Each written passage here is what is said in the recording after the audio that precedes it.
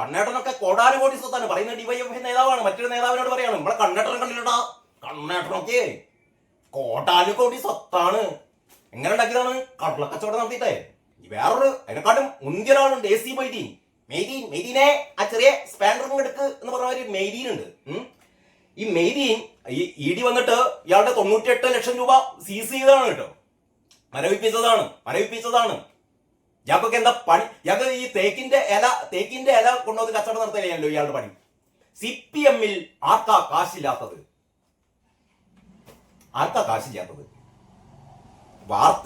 വാർത്ത ഒരു പക്ഷെ നിങ്ങൾ എല്ലാവരും അറിഞ്ഞിരിക്കും. കാരണം ഇന്നലെ മുതൽ TV ചാനലുകളായ ചാനലുകൾ മുഴുവനും ആഘോഷിച്ച വാർത്തയാണ് ഡിവൈഎഫ്ഐ നേതാവിന്റെ വെളിപ്പെടുത്തലല്ല, ഒരു ടെലിഫോൺ സംഭാഷണമാണ്. ഒരു എന്താ പറയാ, ലോക്കൽ കമ്മിറ്റി ഒരു നേതാവിനോട് ഒരു സംസ്ഥാന കമ്മിറ്റി നേതാവ് ജില്ലാ കമ്മിറ്റി നേതാവ് ഡിവൈഎഫ്ഐയുടെ ജില്ലാ കമ്മിറ്റി നേതാവ് എന്ത് ചെയ്യാണ്? ഫോണിൽ സംസാരിക്കുമ്പോൾ ഇതില് ഒരത്ഭുതമില്ലാന്നേ. നാട്ടിലെ ഏതൊരു CPM-കാരനും തലയില് അത്യാവശ്യം ബോധമുള്ള ഒരു CPM-കാരൻ മറ്റൊരു CPM-കാരനോട് സംസാരിക്കുമ്പോഴുള്ള സംസാരം മാത്രമേ ഇവിടെ നടന്നിട്ടുള്ളൂ. അതായത് CPM-മാര് മുഴുവൻ പൈസ ഉണ്ടാക്കുകയാണ്. CPM-കാര് മുഴുവൻ ഒരു സ്ഥാനത്ത് എത്തിക്കഴിഞ്ഞാൽ ബ്രാഞ്ച് സെക്രട്ടറി മുതൽ ബ്രാഞ്ച്, ലോക്കല്, ഏരിയ, അത് കഴിഞ്ഞിട്ട് ജില്ലാ കമ്മിറ്റി, സംസ്ഥാന കമ്മിറ്റി, ഒരു കമ്മിറ്റികളിൽ, അതായത് സഖാക്കൾക്ക് ഒരു സ്ഥാനം കിട്ടിക്കഴിഞ്ഞാൽ അടുത്ത ലക്ഷ്യം എന്തായാലും വിപ്ലവം ഉണ്ടാക്കാനൊന്നും പോകുന്നില്ലല്ലോ. വിപ്ലവമൊക്കെ എന്നെ നമ്മൾ മടക്കി കൂട്ടി വെച്ചല്ലോ. പൈസ ഉണ്ടാക്കുക, സ്വന്തമായിട്ട് പൈസ ഉണ്ടാക്കുക. ഇത് കാരണഭൂതത്തിന്റെ മോള് തന്നെ ഇതിന്റെ എന്താ പറയാ, ഇതിനുള്ള എല്ലാവിധ മാർഗങ്ങളും പറഞ്ഞു കൊടുത്തിട്ടുണ്ട്. അമ്മയുടെ പെൻഷൻ കൊണ്ട് എങ്ങനെ IT കമ്പനി തുടങ്ങാമെന്ന ലോക അത്ഭുതം ഒന്ന് കാണിച്ചു. മറ്റൊന്ന്, എങ്ങനെയാണ് മാസപ്പടി ഒരു പണി കൊടുക്കാതെ ഒരു വർക്കും ചെയ്യാതെ വെറുതെ ഇങ്ങനെ കയ്യും കെട്ടിയിരുന്നാൽ അക്കൗണ്ടിലേക്ക് ഇങ്ങനെ പൈസ വരും. ഇവിടുത്തെ എല്ലാ പരിസ്ഥിതി ലംഘിക്കുന്നവരും അത്തരം കമ്പനികൾ, കരിമണൽ കർത്തായുടെ കമ്പനി ഉൾപ്പെടെ, കരിമണൽ കർത്തായുടെ കമ്പനിയുടെ കാര്യം മാത്രമാണല്ലോ പുറത്തു വന്നത്. അപ്പം വഴിവിട്ട മാർഗങ്ങളിലൂടെ എങ്ങനെ പൈസ അടിച്ചു മാറ്റാമെന്ന് കാരണഭൂതത്തിന്റെ മോള് തന്നെ എന്ത് ചെയ്തിട്ടുണ്ട്?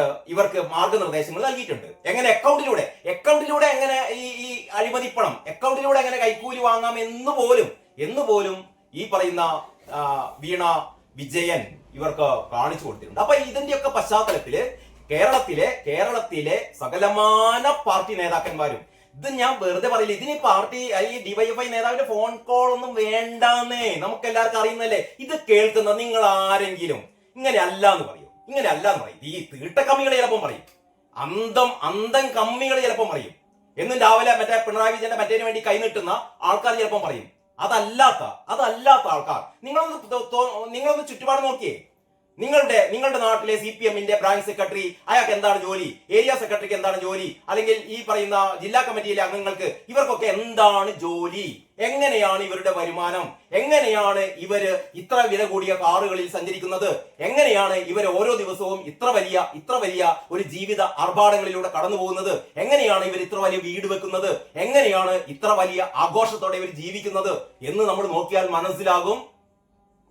നാടായ എന്തൊക്കെ അധാർമിക പ്രവൃത്തികൾ ഇവിടെ നടക്കുന്നുണ്ടോ ഇതൊന്നൊക്കെ കൃത്യമായ മാസപ്പടി ഇവിടെ വീണ വിജയന് മാത്രമല്ല, ഇവിടുത്തെ ഓരോ സഖാവിനും എന്ന് പറഞ്ഞത് ഞാൻ പിൻവലിക്കുകയാണ്. സഖാവല്ല, സഖാക്കന്മാരുടെ ചെലവിൽ കഴിയുന്ന ഇവരുടെ നേതാക്കന്മാർക്ക് കുട്ടി സഖാക്കന്മാർക്ക് ഉൾപ്പെടെ മൂത്ത സഖാക്കന്മാർക്ക് വരെ, അങ്ങനെയാണ് പറയുന്നത്, കടല കച്ചവടം നടത്തിയ, അതായത് നമ്മുടെ തൃശ്ശൂർ റൗണ്ടിലൂടെ ഉന്തുവണ്ടിയിൽ കടല വിറ്റ് നടന്ന, 1 രൂപക്കും 2 രൂപക്കും കടല വിറ്റ് നടന്ന ഒരു മൂത്ത നേതാവിന് കോടികളുടെ ഉടമയാണ്.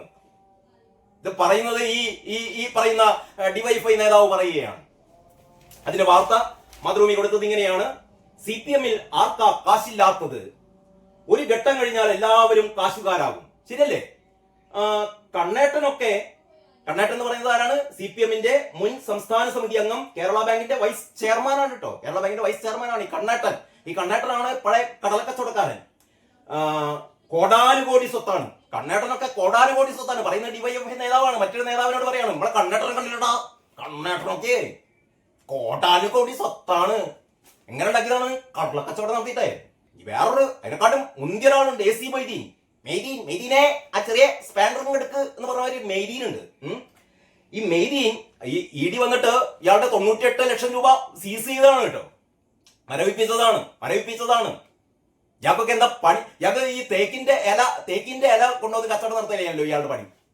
ഈ മെയ്തീന്റെ പഴയ പണി തേക്കിന്റെ ഇല കച്ചവടം. ഇനി അത്ര ഇയാളാണ് ഇപ്പം കോടാനുകോടിയുടെ സമ്പത്തിന്റെ ഉടമയായത് എന്ന് പറഞ്ഞാൽ CPM-ല് ഇമ്മാതിരി ഈ തേക്കിന്റെ ഇല കച്ചവടം നടത്തലും കടലക്കച്ചവടം നടത്തുന്നൊക്കെ പട്ടിണി പാവങ്ങളോട് ചെയ്യുന്നുണ്ട് കേട്ടോ. അവരെയൊന്നും അപമാനിക്കില്ല. പക്ഷെ അവരൊക്കെ ഒരു നേരത്തെ കഞ്ഞി കുടിക്കാൻ പോലും വകയില്ലാതെ നടക്കുമ്പോഴാണ് ഇമ്മാതിരി തോന്നിയാസങ്ങള്, ഇമ്മാതിരി കള്ളന്മാര് CPM-ന്റെ നേതാക്കന്മാരാണ് എന്ന് പറഞ്ഞ് നടക്കുന്നത്. ഇതൊക്കെ ആരിതിനെ നടപടി എടുക്കലാണ്? ആര് നടപടി എടുക്കാൻ?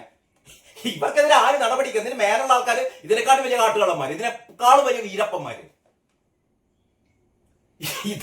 ഇതാണ് സ്ഥിതി. എന്നിട്ട് തൃശ്ശൂരിൽ എന്ത് തരത്തിലുള്ള അന്യായങ്ങൾ നടന്നാലും, എന്ത് തരത്തിലുള്ള അഴിമതികൾ നടന്നാലും ഇതിന്റെയൊക്കെ വിഹിതം ഇവരുടെ അക്കൗണ്ടിലേക്ക് പോകും. കരുവന്നൂർ മറന്നിട്ടില്ലല്ലോ. കേസ് നടക്കുകയാണ് കേട്ടോ. മാതൃഭൂമിയുടെ 7-ാം പുറത്ത് ടോപ്പിൽ തന്നെ കാണാം, CPM-ൽ ആർക്കാ കാശില്ലാത്തത്. നല്ല തലക്കെട്ട അല്ലേ? CPM-ൽ ആർക്കാ കാശില്ലാത്തത്? തൊഴിലാളി പാർട്ടിയാണ്, വിപ്ലവ പാർട്ടിയാണ്, ഇവിടുത്തെ അധകൃതരുടെ അധസ്ഥിതരുടെ പാർട്ടിയാണ്, അടിസ്ഥാന വർഗത്തിന്റെ പാർട്ടിയാണ്, കർഷകരുടെ പാർട്ടിയാണ്, തൊഴിലാളികളുടെ പാർട്ടിയാണ്. ആർക്കാ പൈസ ഇല്ലാത്തത്? DYFI ജില്ലാ സെക്രട്ടറിയുടെ ശബ്ദരേഖ പുറത്ത്. സംഭാഷണം പുറത്തുവിട്ടത് പാർട്ടിയിൽ നിന്ന് പുറത്താക്കിയ നേതാവ്. പാർട്ടിയിൽ നിന്ന് ഒരു നേതാവിനെ പുറത്താക്കിയിരുന്നു. അയാളാണ് ഈ ശബ്ദരേഖ പുറത്തുവിട്ടത്. ആ നേതാവിനെ പുറത്താക്കാൻ കാരണം എന്താണ്? ഈ ജില്ലയിൽ നടക്കുന്ന മറ്റ് സഹകരണ ബാങ്കുകളിൽ നടക്കുന്ന അഴിമതി ചൂണ്ടിക്കാട്ടിയപ്പോഴാണ് ഇയാളെ പുറത്താക്കിയത്. അങ്ങനെയാണല്ലോ അഴിമതി. കയ്യിട്ട് വരെ, ചക്കരക്കുടത്തിൽ കയ്യിട്ട് വരെ, മേലെ തട്ട് മുതൽ താഴെ തട്ട് വരെ ആരെങ്കിലും പരാതിപ്പെട്ടാൽ, ആരെങ്കിലും ഇത് ശരിയല്ല എന്ന് ചോദിച്ചാൽ അവരെ പിടിക്കാണ്ട് പുറത്താക്കും. CPM എന്ന് പറഞ്ഞാൽ അഖിലലോക കള്ളന്മാരുടെ പാർട്ടി എന്നുള്ള രീതിയിലേക്കാണ് കേരളത്തിലെ CPM പരിവർത്തനം ചെയ്തത്. കള്ളന്മാർക്ക് മാത്രം അവിടെ നിൽക്കാൻ പറ്റുള്ളൂ. കള്ളന്മാർക്കും കള്ളത്തരം പറയുന്നവർക്കും അഴിമതി നടത്തുന്നവർക്കും ഗുണ്ടകളുണ്ട് സഹായത്തിന്. ഗുണ്ട പോലീസുകാർ സഹായത്തിനുണ്ട്. പിന്നെ ഈ കൊട്ടേഷൻ ടീമും ഉണ്ടല്ലോ. കൊടിസുനി പോലെ കൊട്ടേഷൻ ടീമുകളുമുണ്ട് ഇവർക്ക്. എന്നിട്ട് പറയും ഞങ്ങൾ മനുഷ്യപക്ഷത്താണ്. CPM തൃശൂർ ജില്ലാ നേതൃത്വത്തെ കുരുക്കിലാക്കി DYFI ജില്ലാ സെക്രട്ടറി ശരത് പ്രസാദിന്റെ ശബ്ദരേഖ പുറത്ത്. നേതാക്കളെയൊന്നും കുരുക്കിലും മാറ്റിയിട്ടില്ല. നേതാക്കൾ ഉളുപ്പില്ലാത്തവന്റെ ആസനത്തില് ഈ ആരിന്റെയും മുളച്ചാൽ ഇവരൊക്കെ എന്ത് അതിന്റെ തണലത്ത് ഇങ്ങനെ ഇരിക്കും. അതിന്റെ തണലത്ത് ദിനേശ് പീഡിയും വെച്ച് കണ്ടിരിക്കും, പരിപ്പോടയും കട്ടൻ ചായയും കുടിച്ച് കണ്ടിരിക്കും. ഇത്രയുള്ളൂ. ഉളുപ്പില്ല, മാനമില്ല. പിന്നെ ഇവരോടൊക്കെ എന്ത് പറഞ്ഞിട്ട് കാര്യം? ഇതൊക്കെ നിങ്ങൾക്ക് അറിയില്ലേ? നിങ്ങളുടെ നാട്ടിലൊന്ന് പരിശോധിച്ച് നോക്കൂ. നിങ്ങളുടെ നാട്ടിലെ ഈ പാർട്ടി നേതാക്കന്മാർ എങ്ങനെയാ ജീവിക്കുന്നതെന്ന്. ആരാന്റെ പോക്കറ്റിൽ കൈയിട്ടിട്ടല്ലേ ജീവിക്കുന്നത് അല്ലേ? ചറ്റകള്, നാറികള്. അതല്ലാതെ പിന്നെ എന്താ ഇവരൊക്കെ വിളിക്കേണ്ടത്? CPM മുൻ സംസ്ഥാന സമിതി അംഗവും കേരള ബാങ്ക് വൈസ് ചെയർമാനുമായ MK കണ്ണൻ. ഇയാളാണ് പഴയ കടലക്കച്ചവടക്കാരൻ. ആരാണ്? CPM മുൻ സംസ്ഥാന സമിതി അംഗവും കേരള ബാങ്കിന്റെ വൈസ് ചെയർമാനുമാണ്. മുൻമന്ത്രി AC മൊയ്തീൻ MLA എന്നിവരടക്കമുള്ള ഒരാൾ MLA ആണ്, ജനപ്രതിനിധിയാണ് കേട്ടോ. എന്നിവരടക്കമുള്ള നേതാക്കൾക്കെതിരെ ശരത് പ്രസാദ് നടത്തുന്ന സംഭാഷണമാണ് പുറത്തു വന്നിട്ടുള്ളത്. അവരവരുടെ കാര്യം നോക്കാൻ നേതാക്കൾ മിടുക്കന്മാരാണ് എന്ന് പറയുന്നു. ഈ നേതാക്കന്മാരെന്ന് പറഞ്ഞാൽ, CPM-ലെ നേതാക്കന്മാരെന്ന് പറഞ്ഞാൽ അവരവരുടെ കാര്യം നോക്കുക. കാരണഭൂതത്തെ അറിയില്ലേ? കാരണഭൂതം ആദ്യം അവസാനവും നോക്കുന്നത് ഒരൊറ്റ ആളുടെ കാര്യം മാത്രമാണ്, സ്വന്തം കുടുംബത്തിലെ ആളുകളുടെ കാര്യം മാത്രം അല്ലേ? കണ്ണേട്ടനൊക്കെ കോടാനുകോടി സ്വത്താണ്. ഇയാളുടെ ടെലിഫോൺ സംഭാഷണമാണ്. കണ്ണേട്ടനൊക്കെ കോടാനുകോടി സ്വത്താണ്. പൊളിറ്റിക്സ് കാരണം രക്ഷപ്പെട്ടതാ. പൊളിറ്റിക്സ് കാരണം രക്ഷപ്പെട്ടതാ. ഇവിടെയുണ്ടല്ലോ രക്തസാക്ഷികള്. ഈ പ്രസ്ഥാനത്തിന് വേണ്ടിയിട്ട് ചോരയും നീരും ഊറ്റിക്കൊടുത്ത രക്തസാക്ഷികളുണ്ടല്ലോ. അവരുടെയൊക്കെ ശാപം. ഇവിടെ നീയൊന്നും ഒരു കാലത്ത് ഈ പറയുന്ന AC മെയ്തീനും ഇവര് പറയുന്ന കണ്ണേട്ടനും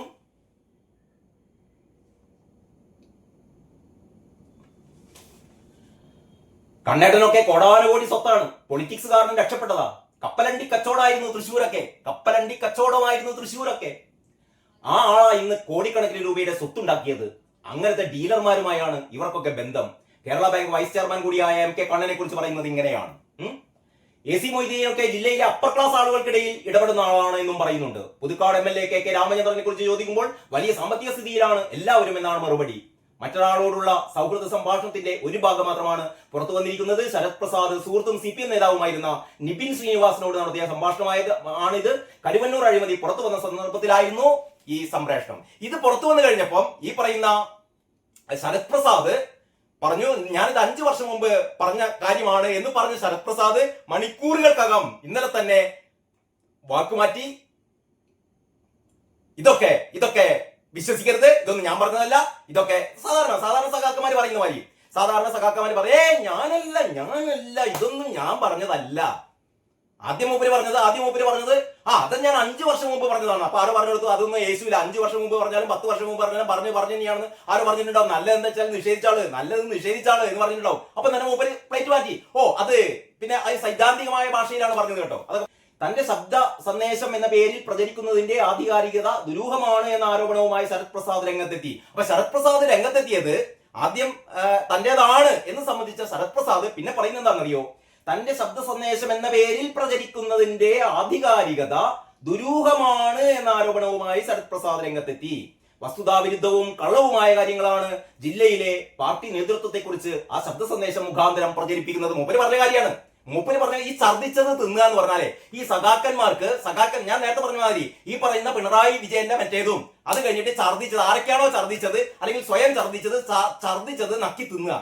ഈ പറഞ്ഞ വീണ ജോർജും ഈ പറഞ്ഞ MV ഗോവിന്ദനും എന്താ പറയാ ഓരോ നിങ്ങൾ ഏത് നേതാക്കളെ എടുത്തോ ഇവരൊക്കെ ഇന്നലെ ഛർദ്ദിച്ചത് ഇന്ന് നക്കി തിന്നുന്ന എരപ്പന്മാരും എരപ്പകളുമാണ്. ഒരു സംശയമില്ല. നിങ്ങൾ പരിശോധിച്ചാൽ മതി, നിങ്ങൾ നോക്കിയാൽ മതി, നിങ്ങൾക്കറിയാൻ പറ്റും. പറയണം ഞാൻ അങ്ങനെ പറഞ്ഞിട്ടില്ല. ശരത് പ്രസാദിന്റെ വാദം നിബിൻ ശ്രീനിവാസ് തള്ളി. ഇപ്പോഴത്തെ മലക്കം മറിച്ചിൽ സമ്മർദ്ദം മൂലമാണെന്നും ശബ്ദരേഖ പുറത്തുവിട്ട നിബിൽ പറഞ്ഞു. അപ്പൊ നിബിൽ പറയണ്ട, നമുക്കറിയാലോ.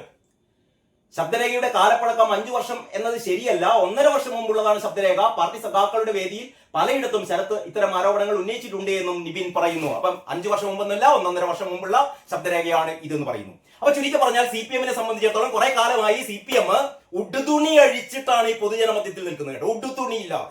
ഉടുതുണിയില്ലാതെയാണ് ഈ പറയുന്ന CPM നേതാക്കന്മാർ മുഴുവനും പൊതുസമൂഹത്തിൽ നിൽക്കുന്നത്. ചൂണ്ടിക്കാട്ടിയിട്ട് അയ്യേ എന്ന് വിളിക്കാൻ ഒരു കുട്ടി ഇവിടെ ഇല്ല.